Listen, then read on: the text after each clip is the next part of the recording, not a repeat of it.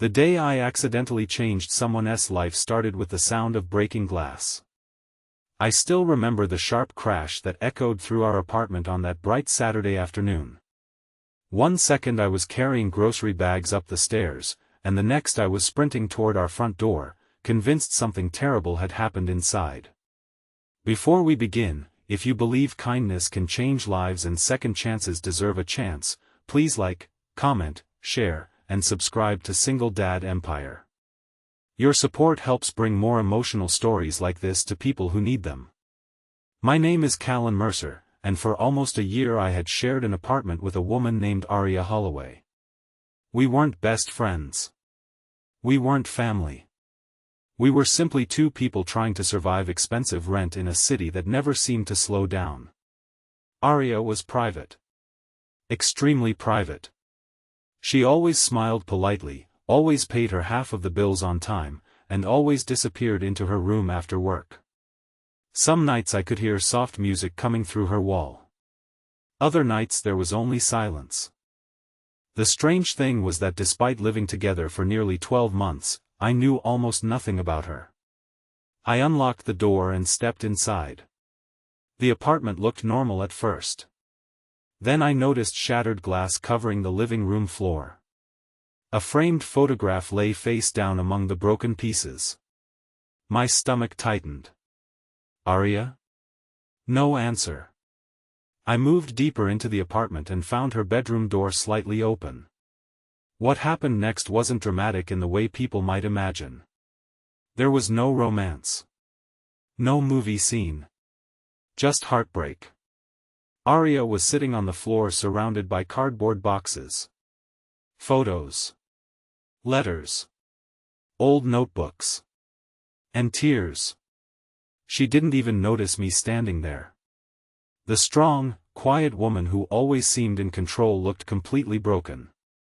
Her hands trembled as she held an unfinished scrapbook against her chest. For a moment I considered quietly backing away. Then she looked up. Our eyes met. Embarrassment flashed across her face. But something else was there too. Exhaustion. The kind that comes from carrying pain alone for far too long. She glanced at the scrapbook and wiped her eyes. Then she whispered 4 words that would change everything. Help me finish it. I didn't understand what she meant. But I nodded anyway. Because sometimes people aren't asking for solutions. They're simply asking not to be alone. I set the groceries aside and sat on the floor beside her. For several seconds neither of us spoke. Sunlight streamed through the window, illuminating hundreds of tiny dust particles floating through the room. Finally, Aria opened the scrapbook. Inside were photographs of an older woman. Some showed birthdays. Others showed family vacations. There were hospital pictures too. Pictures taken during difficult days. I quickly realized the woman was her mother. Page after page revealed a story of love, sacrifice, and resilience. The last pages, however, were empty. Blank. Unfinished. Aria stared at them. Then she explained. 3 years earlier her mother had been diagnosed with a rare illness. For 2 years they fought together. Doctor appointments. Treatments. Hope. Fear. More hope. Then heartbreak. Before passing away, her mother had started creating a scrapbook documenting their family's memories. She wanted to leave something behind. Something that would keep their story alive. But she never got the chance to finish it. After her mother's death, Aria promised herself she would complete it. Yet every time she opened the book, the grief became unbearable. Years passed. The scrapbook remained unfinished. Today was supposed to be different. Today was her mother's birthday. She had finally gathered enough courage to continue. Instead she found herself overwhelmed by memories. The broken frame on the floor had belonged to her mother. That was the crash I heard. As she spoke, I realized something important. For almost a year I had assumed Aria preferred isolation. Now I understood that loneliness and privacy weren't the same thing. She wasn't hiding because she disliked people. She was hiding because pain had convinced her she had to carry everything herself. So we began working. Hour after hour. Photo after photo. Memory after memory. She told stories while I organized pages. I learned how her mother used to dance in the kitchen while cooking breakfast. How she never missed a school event. How she worked 2 jobs to keep food on the table during difficult years. How she somehow found ways to laugh even when life became unfair. As the afternoon stretched on, something remarkable happened. The sadness didn't disappear. But it transformed. Instead of drowning in grief, Aria began celebrating memories. Instead of crying because her mother was gone, she smiled because her mother had lived. The difference was subtle. Yet powerful. Outside, the bright afternoon slowly softened into evening. Golden sunlight painted the room with warm colors. The scrapbook slowly filled with photographs, captions, and handwritten memories. For the first time since I'd met her, Aria looked lighter. Not happy exactly. But relieved. Like someone finally setting down a heavy suitcase after carrying it for miles. Then she found a sealed envelope hidden between pages. The handwriting on the front belonged to her mother. Neither of us had ever seen it before. Her hands shook as she opened it. Inside was a letter. A final message. As she read silently, tears filled her eyes again. But these tears felt different. Gentler. When she finally handed me the letter, I understood why. The message wasn't about illness. It wasn't about death. It wasn't even about goodbye. It was about living. Her mother wrote that grief would try to convince her to stop moving forward. To stop trusting people. To stop opening her heart. The letter begged her not to let that happen.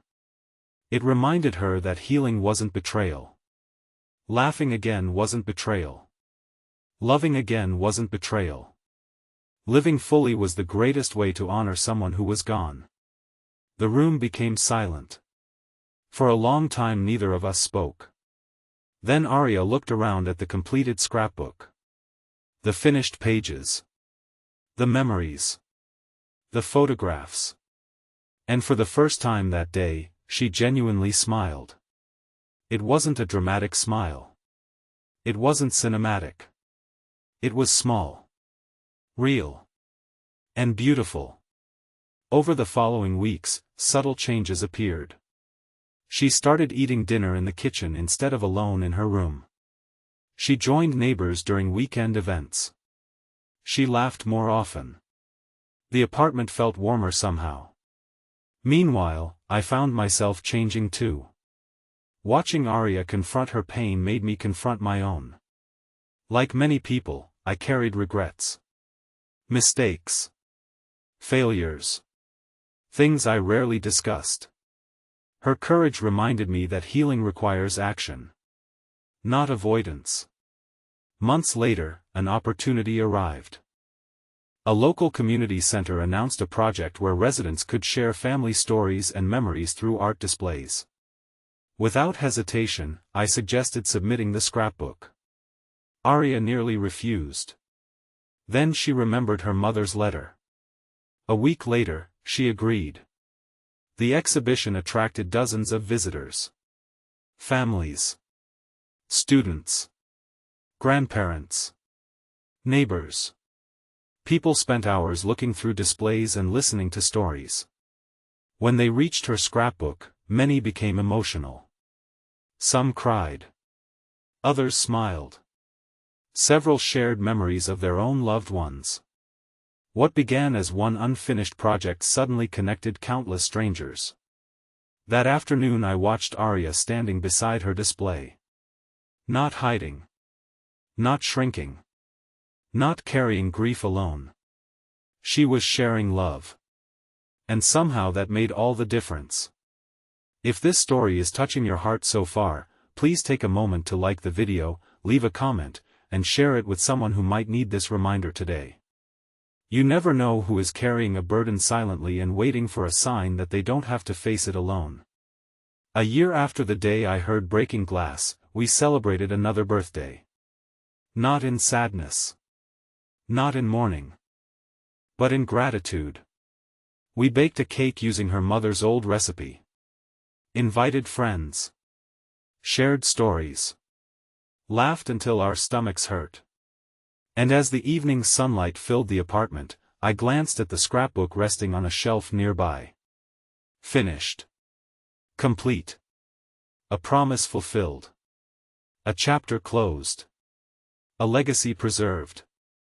Sometimes people think life changes through grand gestures. Huge opportunities. Dramatic moments. But often the biggest transformations begin with something much smaller. A knock on a door.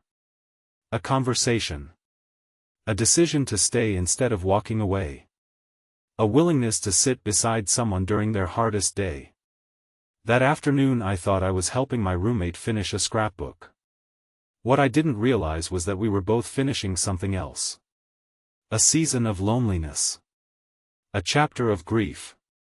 A story that needed an ending before a new beginning could start. Special request: if you've ever lost someone you loved but continue carrying their memory in your heart, comment the word "remembered" below. As the sun disappeared beyond the city skyline and the apartment lights glowed softly against the evening darkness, I realized something I will never forget. The people we love never truly leave us. They remain in the lessons they taught.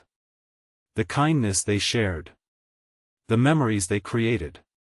And sometimes, when we finally find the courage to move forward, we discover they were guiding us there all along. And that is how an ordinary afternoon, a broken picture frame, and 4 simple words became one of the most meaningful days of my life. Because sometimes the greatest gift you can give someone isn't advice. It isn't money. It isn't answers. Sometimes it's simply staying beside them long enough to help them finish.